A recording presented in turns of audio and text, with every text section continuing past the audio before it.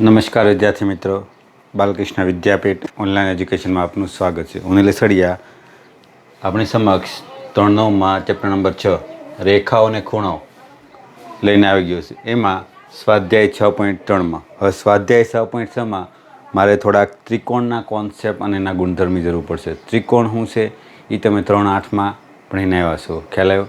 ચલો, અને વધારે ત્રિકોણ વિશે આપણે વધારે ડીપમાં આપણે આગળના ચેપ્ટર નંબર 7માં અભ્યાસ કરશું. અત્યારે જે કોન્સેપ્ટ છે એનો ઉપયોગ કરીએ. તો પહેલું મારી પાસે પહેલો પ્રમેય છે, પ્રમેય 6.7. પ્રમેય 6.7 તેમાં ત્રિકોણના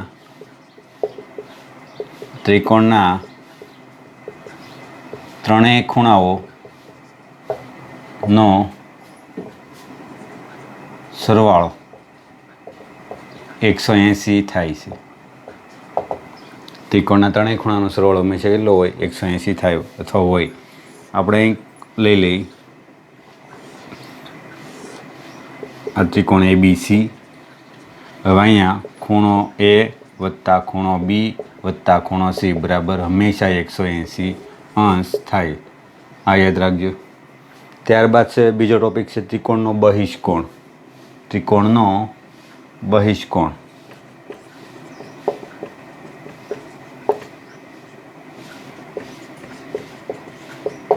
બહિષ્કોણ આ મહત્વનો ટોપિક છે. ત્રિકોણનો બહિષ્કોણ કહેવાય કોને? તો ધ્યાન આપો. પહેલાં હું તમને દેખાડી દઉં. આ મારી પાસે ત્રિકોણ છે. આ ત્રિકોણ A, B અને C. તો ત્રિકોણના કોઈ ખૂણા સાથે બનતો રેખિક જોડ, કોઈ ખૂણા સાથે બનતો રેખિક જોડ બને. આ રેખિક જોડ બને તો એ ખૂણાને શું કહેવાય?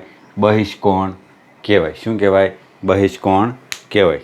ધ્યાન આપીને વ્યાખ્યા કે કોઈ પણ ખૂણા સાથે રેખિક જોડ રસાતા ખૂણાને, ત્રિકોણના કોઈ ખૂણા સાથે રેખિક જોડ રસાતા હોય તો તે ખૂણાને ત્રિકોણ શું કહેવાય? બહિષ્કોણ કહેવાય. કયા ખૂણાને? તો અહીં નામકરણ આપી દઉં. અહીં તો આને શું કહેવાય? અહીં નામ આપી દઉં D. તો આ ACDને શું કહેવાય? બહિષ્કોણ કહેવાય. તો વ્યાખ્યા આપણે શું છે તો ધ્યાન આપો. ત્રિકોણના કોઈ ખૂણા સાથે રસાતા રેખિક જોડના ખૂણાને ધ્યાન આપો. રેખિક જોડના ખૂણાને ત્રિકોણનો બહિષ્કોણ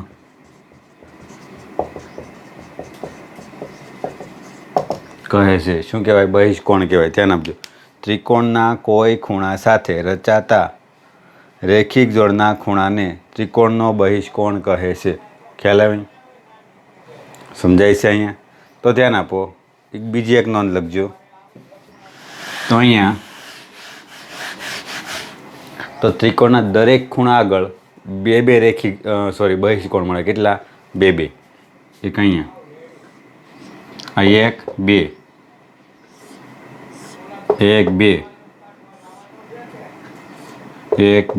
ખ્યાલ આવ્યો? તો આમ ત્રિકોણના કુલ 6 બહિષ્કોણ મળે. ત્રિકોણને કુલ 6 બહિષ્કોણ મળે. કેટલા? 6 બહિષ્કોણ મળે. ત્રિકોણને કુલ 6 બહિષ્કોણ મળે. એ યાદ રાખજો. ખ્યાલ આવ્યો? ચલો, હવે આપણે લઈ લઈ બીજો ટોપિક છે અંતઃસમ્મુખ કોણ. એ પ્રમેય 6.8 છે. ખ્યાલ આવ્યો? તો ધ્યાનથી જુઓ. તો હવે ત્રિકોણનો અંતઃસમ્મુખ કોણ. ધ્યાન આપો. અંતઃસમ્મુખ કોણ કોને કહેવાય? તો બરાબર સમજજો. સમ્મુખ કોણ. તો ધ્યાન આપો. અહીંયા હું પહેલાં આકૃતિ સમજાવું તમને. આ મારી પાસે ત્રિકોણ ABC છે. A, B અને C. હવે ધ્યાન આપો. આ ખૂણો ACD એ શું છે? બહિષ્કોણ છે. ત્રિકોણનો બહિષ્કોણ. તો એ ત્રિકોણના જે ખૂણા સાથે બહિષ્કોણ બને તે ખૂણા સિવાયના ખૂણાને અંતઃસમ્મુખ કોણ કહેવાય. તો વ્યાખ્યા હું સાદી ભાષામાં લખું. ત્રિકોણના જે ખૂણા સાથે બહિષ્કોણ રચાય તે સિવાયના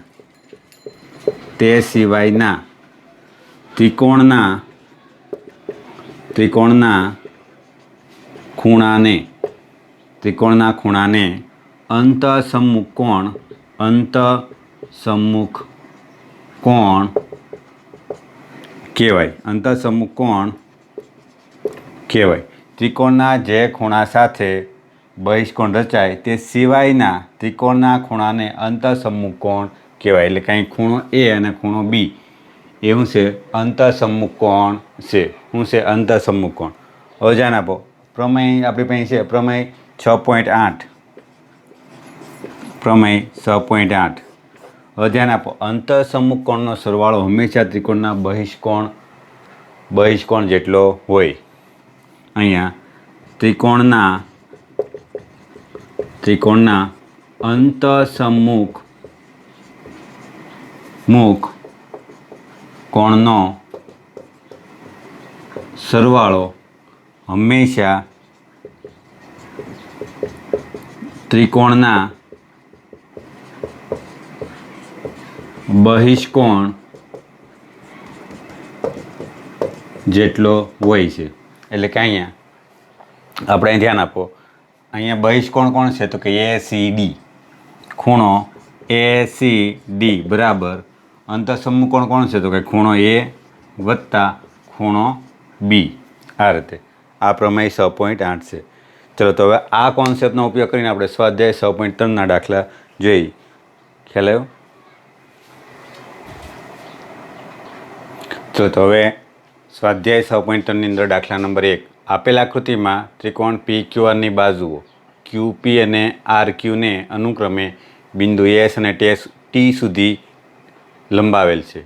તો SPR આપણને ખૂણો 135 આપેલ છે અને PQT એ 110 હોય તો PRQ મેળવો. PR ધ્યાન આપજો. PRQ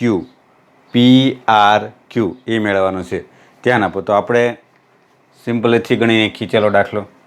તો પહેલાં ધ્યાન આપો. અહીંયા આ ખૂણો SPR અને RPQ એ રેખિક જોડના ખૂણા છે. આ ટાઈપનો ખૂણો છે. ધ્યાનથી જુઓ.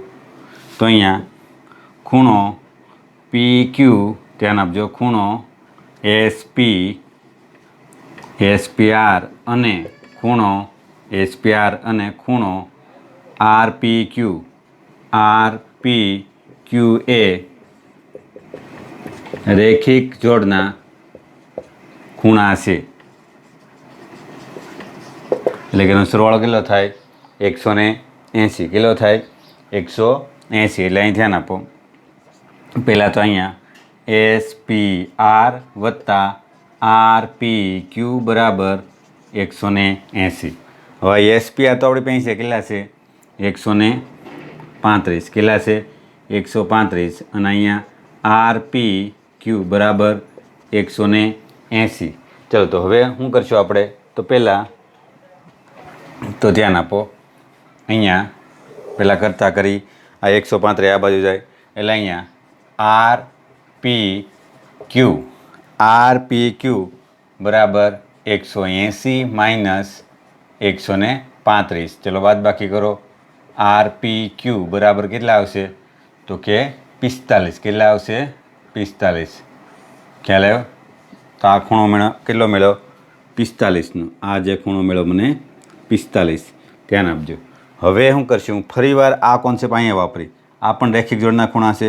TQP અને આ રીતે આમ પણ વાપરી. PQT વત્તા PQR એ રેખિક જોડના ખૂણા છે. તો અહીંયા ફરીવાર તો અહીંયા ખૂણો PQT અને ખૂણો PQR એ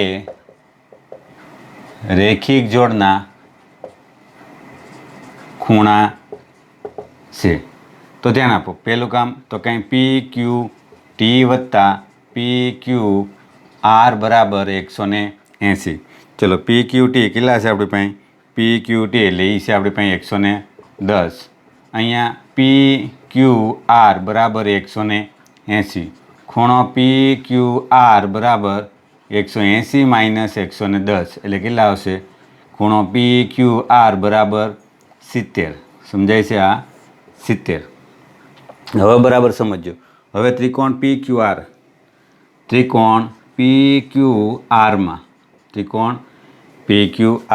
ત્રિકોણના ત્રણેય ખૂણાનો સરવાળો કેટલો થાય? 180. આપણે આગળ જોયું.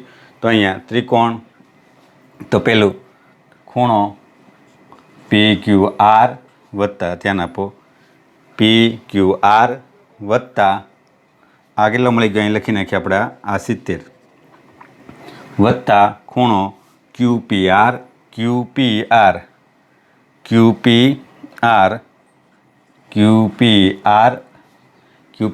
અથવા વત્તા ધ્યાન આપજો, વત્તા અથવા તો RPQ લખો તોય હાલે. મેં QPR લખ્યું, આપણે RPQ જ લખી. શું લખી?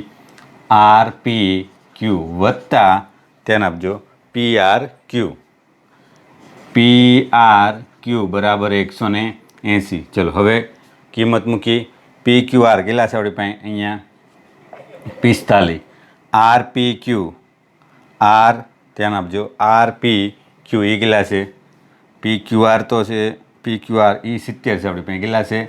70. RPQ છે એ છે 45 વત્તા PRQ બરાબર 180. ચલો આનો શું કરી? સરવાળો 70 વત્તા 45 એટલે અહીં 5. અહીં કેટલા થાય? 115. કેટલા? 115. હવે શું કરવાનું છે આપણે? બાદબાકી કરીએ. ચલો ધ્યાનથી જુઓ અહીંયા. તો અહીંયા PRQ બરાબર 180 બરાબર માઇનસ 115. કેટલા આવશે? 115. ધ્યાન આપો, 70 વત્તા 45 એ આ બાજુ ગયા એટલે 115. હવે PRQ બરાબર કેટલા આવશે? તો કે 65. ખ્યાલ આવ્યો? 2 વાર આપણે રેખિક જોડનો ઉપયોગ કર્યો છે, નવું કાંઈ નથી. ખ્યાલ આવ્યો? આ ત્રિકોણના ત્રણેય ખૂણાનો સરવાળો 180 કર્યો આપણે. ખ્યાલ આવ્યો? તો ખૂણો PRQ બરાબર 65. ખ્યાલ આવ્યો? તો ધ્યાનથી જોઈ લો.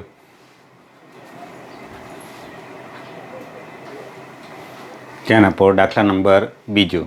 આપેલ આકૃતિમાં ખૂણો X બરાબર 62 આપેલ છે અને XYZ એટલે કે XYZ એટલે કે આખો ખૂણો 54 છે. તો ત્રિકોણ XYZ ના ખૂણો XYZ, ધ્યાન આપજો, ખૂણો XYZ અને ખૂણો XYZ, ધ્યાન આપજો, XYZ છે ને, એક મિનિટ જોઈ લો, ભૂલ નથી ને, XZY છે અહીંયા, XZY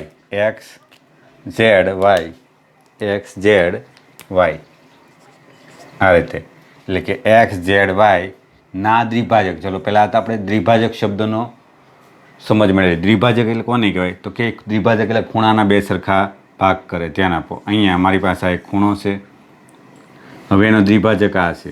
પહેલાં એનું નામ આપી દો A, B અને C. હવે એનો દ્વિભાજક, ચલો એનો દ્વિભાજક છે BD છે. શું છે? BD. તો અહીંયા આ ખૂણો, પહેલાં તો આ ખૂણો આપણી પાસે કયો હતો? તો કે ABC. હવે એનો દ્વિભાજક છે અહીંયા, દ્વિભાજક BD છે. તો આ બે ખૂણા કેવા થાય? બે ખૂણાના બે કરે દ્વિભાજક સરખા ભાગ કરે. એટલે કે અહીંયા ખૂણો ABD બરાબર ખૂણો DBC, એટલે કે બે ખૂણાના શું કરે? સમાન ભાગ કરે, દ્વિભાજક. ખ્યાલ આવ્યો? એ અહીં કોન્સેપ્ટ છે. તો અહીંયા પહેલાં તો XYZનો દ્વિભાજક કોણ છે? તો કે YO. અને XZYનો દ્વિભાજક કોણ છે? તો કે OZ. હોય તો OZY, ધ્યાન આપજો, OZY એટલે કે આ ખૂણો મેળવવાનો છે. ત્યારબાદ અહીંયા બીજું શું કીધું? YOZ, ધ્યાન આપજો, બરાબર, YOZ એટલે કે આ પણ મેળવવાનો છે. આ બે ખૂણા આપણે મેળવવાના છે. ચલો તો પહેલાં તો આપણે ખૂણો XZY મેળવી દઈએ. શું મેળવી? XZY. ખ્યાલ આવ્યો? હવે ધ્યાન આપો, અહીં બીજો પણ કોન્સેપ્ટ છે. આ બે ખૂણા સમાન થાય તો અહીંયા આ પણ થાય. ધ્યાન આપો, આ બે ખૂણા છે આપણે અહીંયા એ બી સી બરાબર પેલું શું થશે તો કે એ બી ડી વત્તા ધ્યાન આપજો અહીંયા ડી બી સી. અહીંયા બે ખૂણાનો સરવાળો થાય અહીંયા. હવે ધ્યાન આપો, બે ખૂણા તો કેવા છે? સમાન છે. એટલે હું અહીંયા ડી બી સીની જગ્યાએ એ બી ડી મૂકી દઉં. એટલે અહીંયા શું આવશે? 2 ગુણ્યા એ બી ડી એટલે અહીં એ બી સી. હવે આ બગડો ક્યાં લાવું? તો કે આના છેદમાં. એટલે એ બી ડી બરાબર 1/2 ખૂણો એ બી સી. એટલે કે ધ્યાન આપો, આખો ખૂણો છે એ આ ખૂણા કરતાં કેવો થાય? અડધો થાય. ખ્યાલ આવ્યો? અહીંયા દાખલા તરીકે આ ખૂણો છે મારી પાસે 60નો છે. આ આખો ખૂણો એ બી સી છે એ 60નો છે. આ એ બી સી 60. તો હવે આ એ બી ડી છે એનો શું છે? આ બી ડી છે એનો દ્વિભાજક થાય તો આ એ બી ડી કેટલાનો થાય? એ બી ડી એ થાય 30નો. ખ્યાલ આવ્યો? એટલે કે અહીંયા દ્વિભાજક આપેલો હોય ત્યારે આ ખૂણાનું માપ એના કરતાં અડધું થાય. ખ્યાલ આવ્યો? જે મૂળ ખૂણો હોય એના કરતાં. ચલો તો હવે આગળ વધી દાખલામાં જઈએ આપણે. આ નોન છે એ યાદ રાખજો દ્વિભાજક વાળી.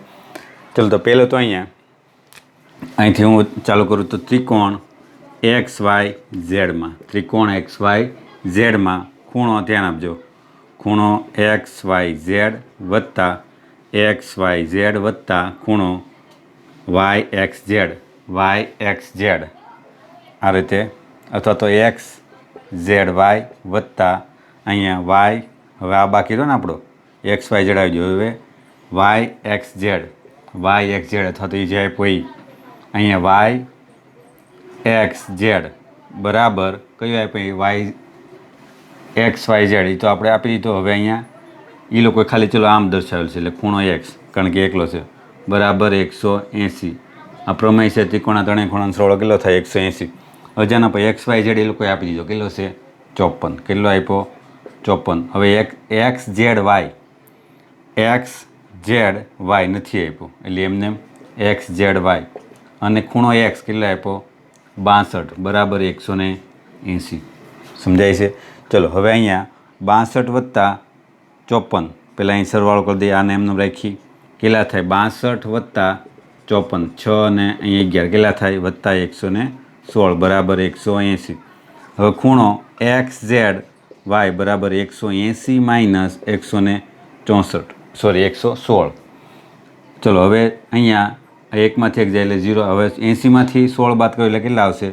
તો ખૂણો એક્સ ઝેડ વાય બરાબર 64 મળશે મને. કેટલા મળશે? 64. સમજાય છે અહીંયા? ચલો તો હવે આગળ વધી.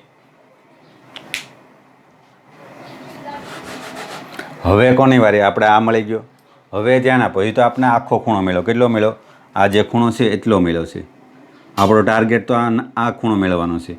તો ધ્યાન આપો, અહીં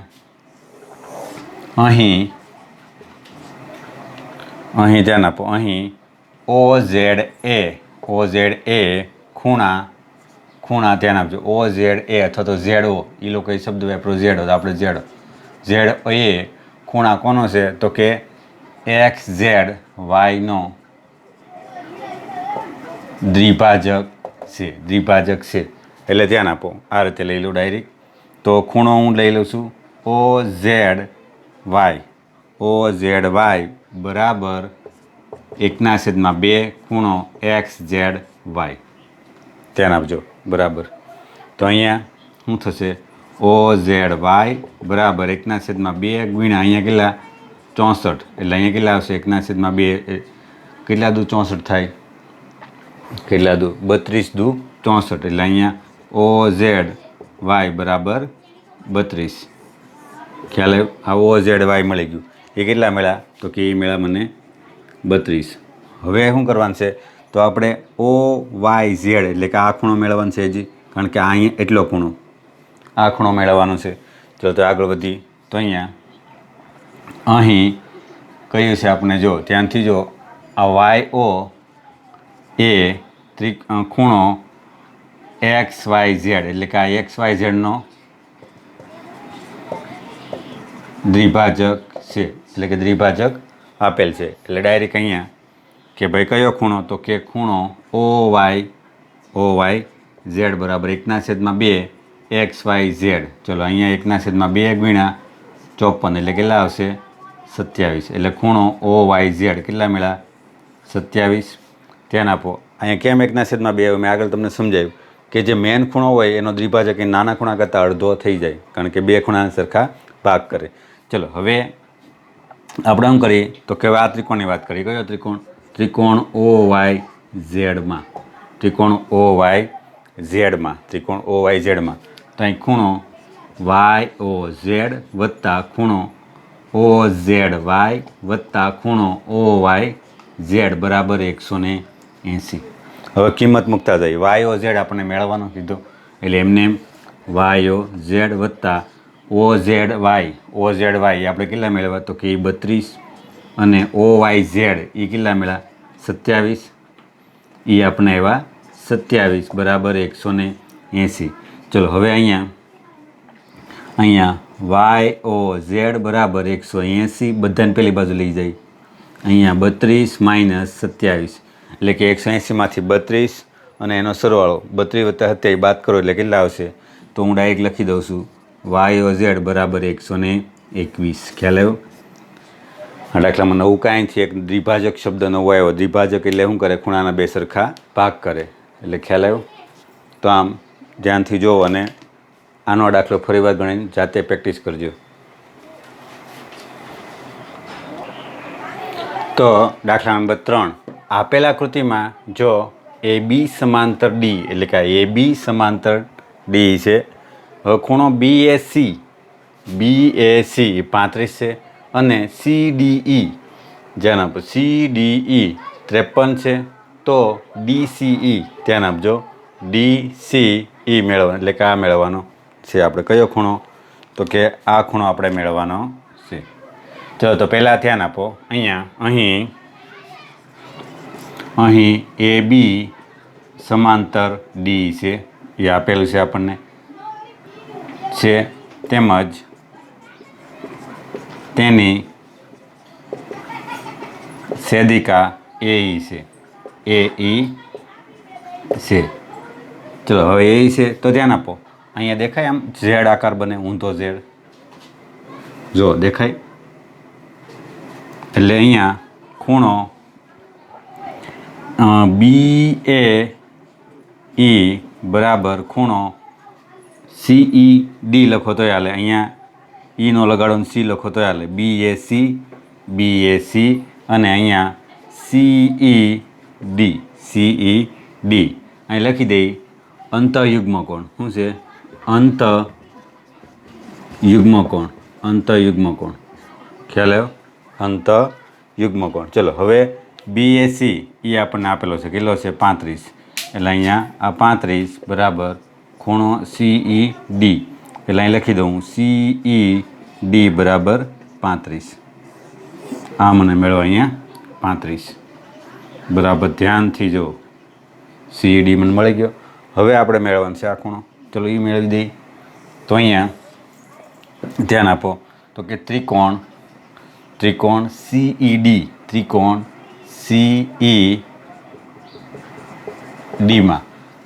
CEDમાં ખૂણો પહેલાં અહીં ખૂણો CED અહીં જે આપણે છે એ મેળવી લઈ. CDE વત્તા ખૂણો DCE વત્તા ખૂણો CED બરાબર 180. ત્રિકોણના ત્રણેય ખૂણાનો સરવાળો કેટલો થાય? 180. ચલો તો એ આપણે જોઈ લઈએ. તો પહેલાં અહીંયા CDE એ તો આપણી પાસે 53. DCE આપણે મેળવવાના છે એટલે એમને મૂકી દઉં DCE અહીંયા DCE વત્તા CED આપણે પાસે હમણાં મેળવો એ છે કેટલો છે? 35 બરાબર 180. ચલો હવે અહીંયા DCE અહીંયા 35 વત્તા 53 હું એક સાઈડ લખી દઉં છું બરાબર 180. એટલે DCE વત્તા અહીંયા કેટલા આવશે? 5 ને 3 8 અને 5 ને 3 8 બરાબર 180. ચલો તો હવે અહીંયા DCE બરાબર 180 માઇનસ 88 એટલે DCE બરાબર કેટલા આવશે? તો કે 92. ખ્યાલ આવ્યો? તો આમ આ દાખલો આ રીતે આપણે ગણ્યા. હવે જો આ સ્વાધ્યાયમાં 1 થી 3 દાખલા આપણે 2020-2021 માટે છે, કારણ કે જે સરકારશ્રીએ જે 30% સિલેબસ ઘટાડ્યો છે એમાં આના પછીના દાખલા નથી. ખ્યાલ આવ્યો? તો આમ આજે આપણા ચેપ્ટર અહીંયા પૂર્ણ જાહેર કરશું. ખ્યાલ આવ્યો? તો હવે પછી આપણે આગળના ચેપ્ટરમાં મળીશું. ચલો, તો આ ચેપ્ટરના જે આ દાખલા છે ખાસ મહત્ત્વના દાખલા છે, સમજજો, કારણ કે આવા દાખલા ધોરણ 10માં પણ આવી શકે, ત્રિકોણના કોન્સેપ્ટ. ખ્યાલ આવ્યો? Thank you.